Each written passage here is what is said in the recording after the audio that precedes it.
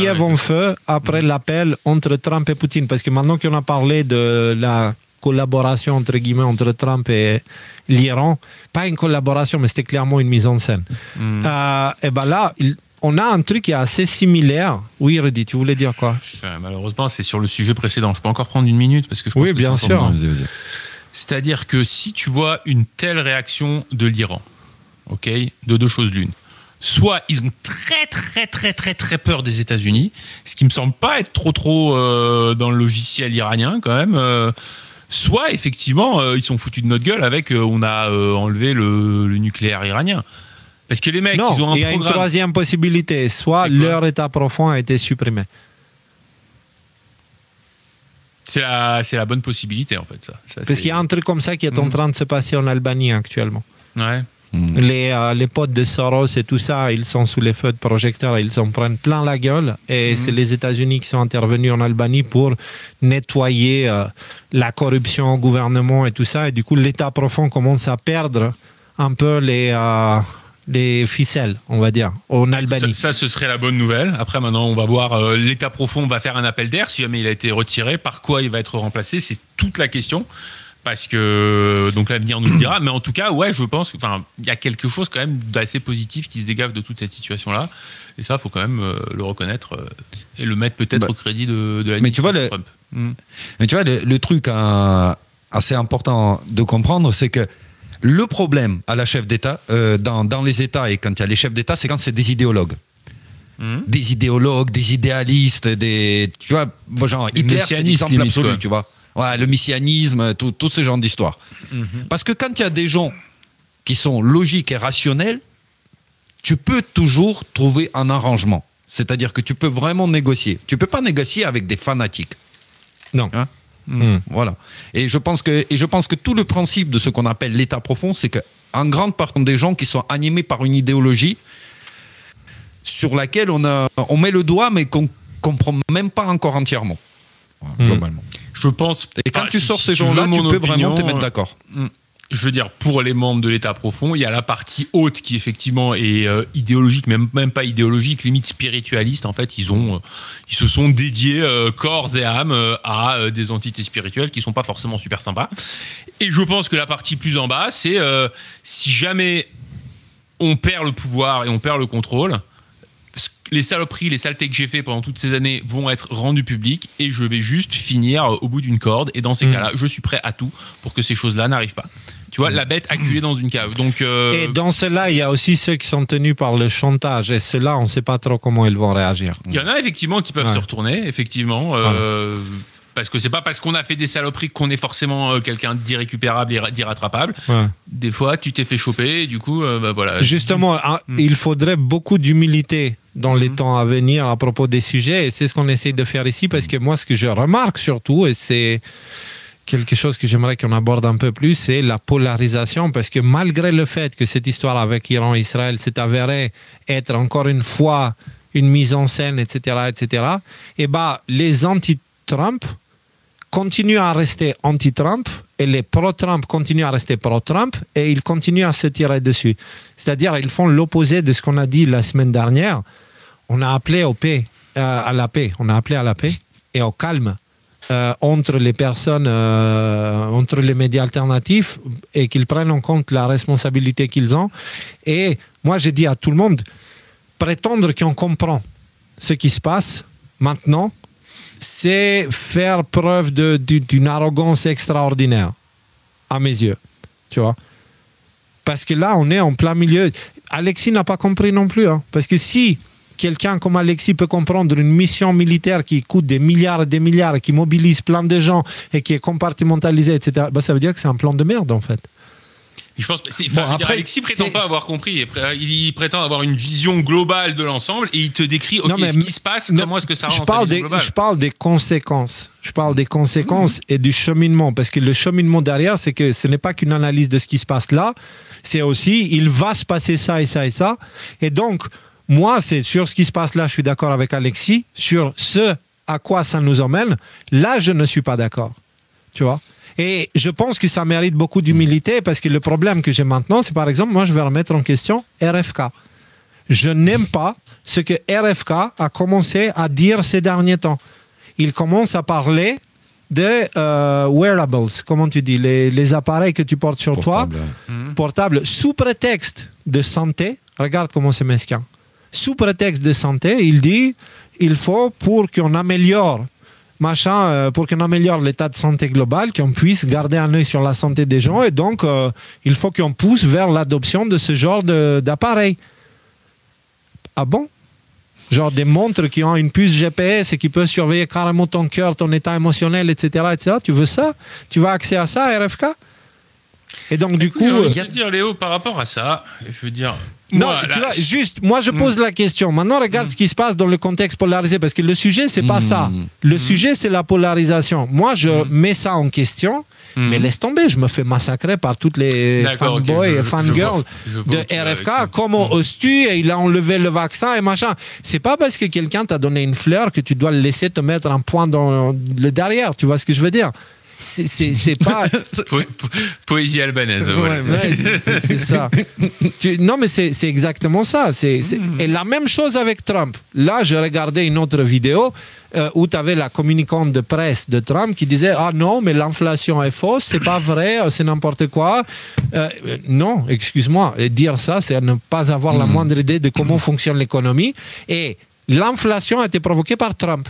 Elle a été provoquée en 2020. Quand il y a eu le Covid, Trump il a littéralement doublé la quantité de dollars en circulation. Ce qui a littéralement enlevé la moitié de la valeur du dollar qui était déjà en circulation. Et donc, si tu veux, il a explosé un système qui était déjà mort. Et donc, s'il y a une inflation, on ne peut pas dire que ce n'est pas à cause de Trump. Et là, tu mets un doigt sur quelque chose. Et ça surtout de dire qu'il n'y en a pas, pas d'inflation. Ce genre d'argumentaire, il s'adresse aux ignorants. Et c'est là où tu mets un doigt sur quelque chose, Léo. Et aussi bien à propos de RFK et qu'à propos de Trump. On vit dans un moment des faux semblants. Tout ce qui se passe, globalement, regardez cette histoire avec l'Iran, regardez ces histoires entre les choses qui sont annoncées. Trump et Musk, meilleurs amis, ils sont disputés, il fait la promotion de Tesla, après il annule la loi sur les voitures électriques. Les voitures électriques, ouais. Il y a tellement de faux semblants, ce qu'on prétend faire pour faire autre chose, que moi je me perds là-dedans. Je sais pas, peut-être que RFK effectivement est pour ces bracelets authentiquement, ou peut-être ça fait partie encore une fois, les gars, ne perdons pas le sujet. Le sujet, ce n'est pas RFK. Ouais. Le sujet, c'est la polarisation. Ce que je suis en train de dire, c'est que aujourd'hui, si je parle de cette façon-là pour quelqu'un comme RFK, je me fais frapper par les patriotes. Quand je ne parle pas comme ça, patriote entre guillemets, quand je ne parle pas comme ça de RFK, je me fais taper par les anti-Trump. Tu vois? Et donc, du coup, ça veut dire tu as juste deux tiroirs dans lesquels tu peux te mettre, et ceux qui n'ont pas assez de confiance en eux, le conformisme va prendre le dessus et ils vont inévitablement choisir un camp. Et tout le truc maintenant, c'est de créer des camps pour que chacun puisse s'identifier dedans. Et moi, c'est ça que je reproche. Le fait, quand je pose des questions, quand je dis pour Trump, même la dernière fois, Alexis qui a été un peu énervé contre moi, tu te rappelles, j'avais émis des doutes sur les positions ouvertement transhumanistes d'Elon Musk, qui sont plus agressifs que Klaus Schwab.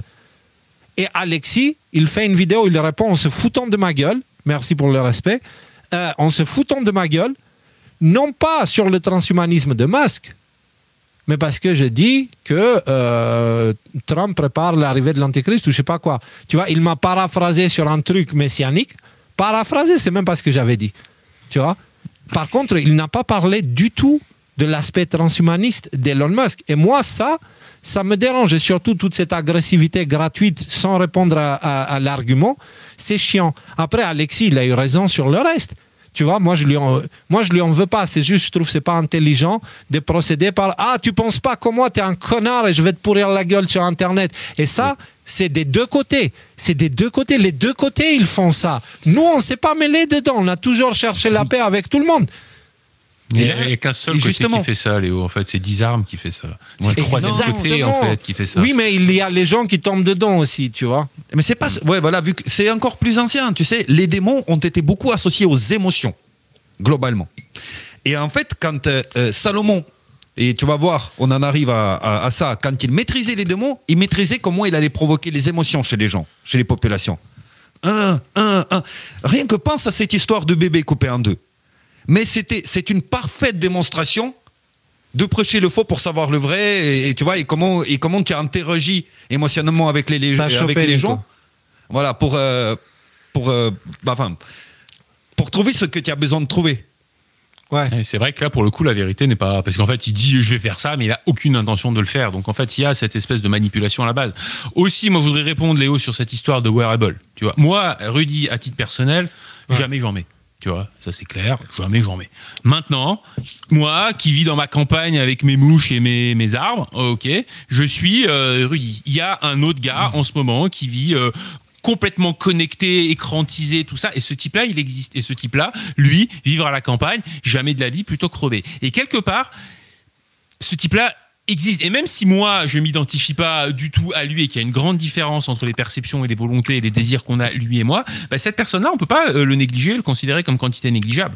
Et ce que je veux te dire, c'est que moi, les wearables, à partir du moment où c'est t'as envie d'en mettre, t'en mets parce que c'est génial, c'est technologique, c'est super, mais t'as pas envie d'en mettre, personne te force. Ouais. Moi, ça me va en fait. C'est ça on les a déjà. Mais tu sais comment ça commence toujours, Rudy. Bah, c'est ça le truc, c'est-à-dire est-ce qu'on est obligé d'aller dans cette porte glissante tout genre Est-ce que c'est obligé ça Non, moi ce que je dis, c'est je garde un œil ouvert, je suis attentif. Ben, je ne suis pas en train de dire que Trump fait des conneries maintenant. Je ne suis pas en train de dire que RFK fait des conneries maintenant. C'est plutôt l'inverse. Mais c'est plutôt l'inverse. C'est une précision qui est essentielle à faire. Ce qui me saoule grave, c'est quand j'ose réfléchir par moi-même et je ne suis pas les meutes anti-Trump ou les meutes pro-Trump et de voir les meutes après comment elles me traitent. Et je dis, les gars, ça sera bien mérité ce qui vous attend par la suite. Parce que vous êtes entrés dans deux tiroirs, les deux vont dans le fourneau et ce qu'il y a dedans ne restera rien. Donc comprenez les deux polarisations, aucun des deux pôles va traverser ça. Donc choisissez un camp, vous êtes foutus. L'idée, c'est pas de faire tout ça pour choisir un camp. Et c'est pour ça que ça me met un petit peu en colère, parce que jusqu'à là, on avait les anticomplotistes, tu sais, les collabos, les appelle ça comme tu veux, comment on les traitait à l'époque, tu sais, du Covid et tout ça. Et ben maintenant, l'autre côté en face est identique. C'est-à-dire maintenant, les deux sont devenus cons. Et les deux participent à la polarisation en appliquant exactement les mêmes méthodes. Soit tu écoutes ce que je dis, soit je n'ai rien à foutre. Ouais, mais copain, copain, c'est une question de conversation. Tu peux pas. Alors attends, juste un truc, parce que là, je vais aller dans le chat. Il y a quelqu'un qui demande c'est qui Alexis. Alexis, c'est donc Alexis Cossette, qui est le créateur de la chaîne. Un des meilleurs analystes d'actualité francophones aujourd'hui. C'est aussi simple que ça. C'est suivre l'actualité à travers Alexis, c'est avoir une bonne compréhension de ce qu'il y a et éviter d'avoir beaucoup de mauvaises surprises. Il n'est pas parfait, mais c'est de loin un des meilleurs, à mes yeux, aujourd'hui. Et tu le trouves sur Twitter, sur le compte de Radio-Québec, voilà, avec ses émissions qui sont gratuites et disponibles pour tous.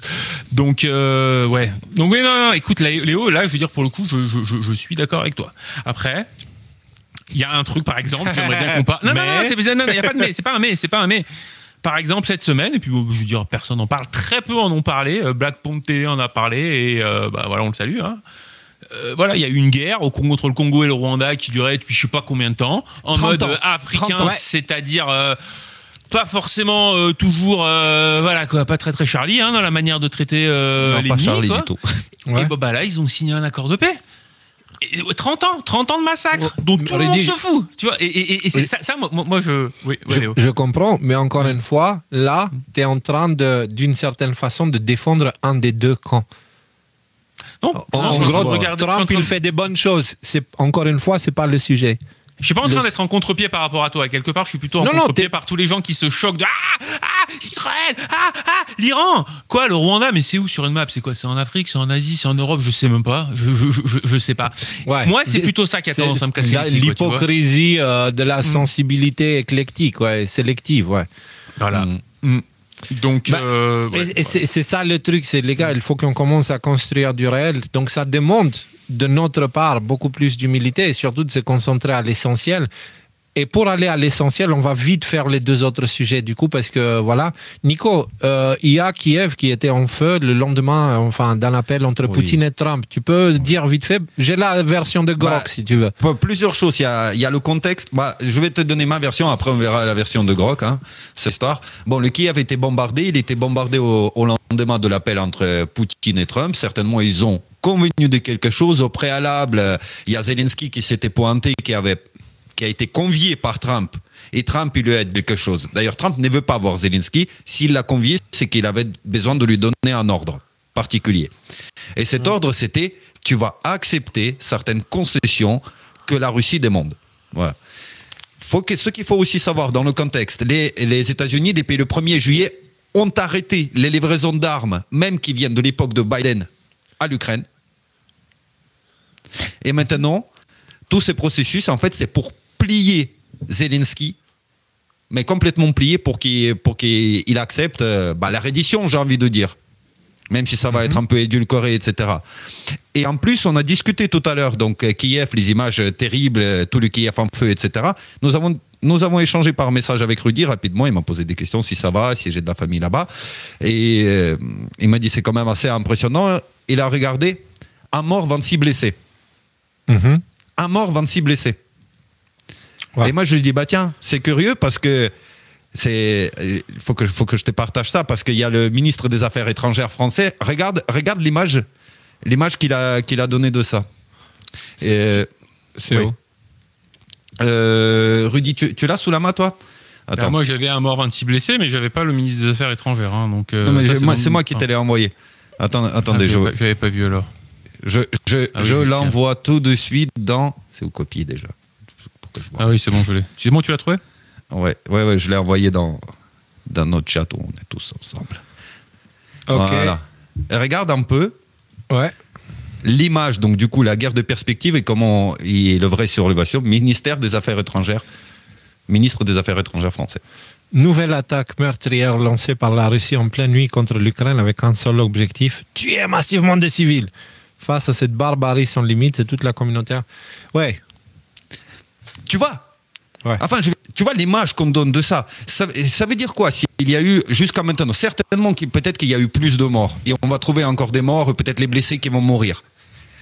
Mais je veux dire, si tu regardes le contraste entre les guerres modernes qu'il y a eu, on prend la première, la seconde guerre mondiale, on prend toutes les guerres qu'il y a eu le temps depuis, quand tu prends la proportion entre les militaires morts et les civils morts, la guerre entre la Russie et l'Ukraine, elle est à part.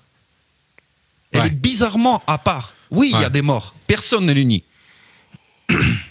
Mais les proportions, ils n'ont rien à voir avec ce qui était pratiqué depuis plus d'un siècle. Ouais. Donc, ce qui a été cherché à être détruit, c'est les usines, les fabriques d'armement. Ouais. Et que, voilà, parfois, mais surtout, ce sont les forces antiaériennes qui interceptent un missile, ils tombent ailleurs, quoi. S'il y a eu vraiment un mort et que lui, il dit tuer massivement des civils, c'était l'objectif. Excuse-moi, mais bon, après, on sait que ça vole pas haut intellectuellement chez eux, mais c'est pas difficile pour la Russie de faire un massacre, genre faire disparaître une ville de la carte, si c'était ça leur volonté. C'était ça le principe, ouais. Mais c'est pas du tout leur volonté. Non, je sais, mais lui, de la population moi, c'est même pas ça.